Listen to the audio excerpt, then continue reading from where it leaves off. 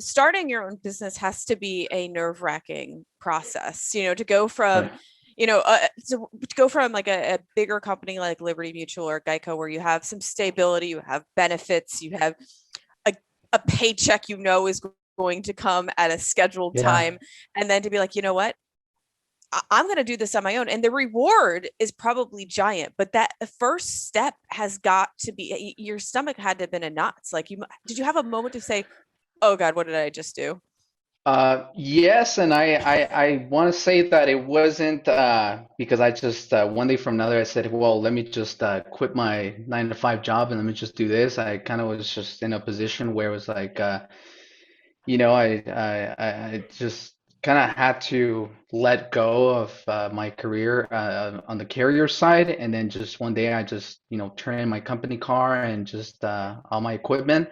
Next day I'm sitting outside my garage. I'm like, all right, what now? I have my license, but I have no clientele. I have very little I guess reputation on the private investigation side. I mean, on the SIU side, I was known with the carrier side, and then I just just putting myself out there and just working like 16, 17-hour days, like every single day nonstop, Yeah.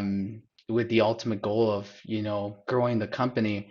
And that's one thing that a lot of people, I think they miss when they see a person in a certain position, that they only see where that person is at right now, but they don't see Yeah. the whole, pre-work leading to that, all the obstacles and everything that went into, getting there. So it's definitely not easy, but definitely anybody can do it. It's just a mindset of just having that right mindset of, you're just gonna crush it and you're just gonna keep it, keep going at it, and nobody's gonna stop you. And it just requires that relentless to be able to achieve, whatever you want to achieve, in my opinion.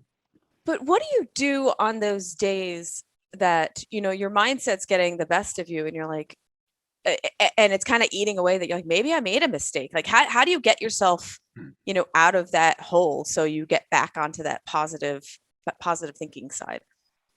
Yeah, I think it's important to understand that failure or mistakes are part of growth. Hmm. And so when you realize that that is essential with becoming better as a person or better as a business or a company, then you learn how to embrace that and you learn how to actually, make the most out of it rather than seeing it as something negative.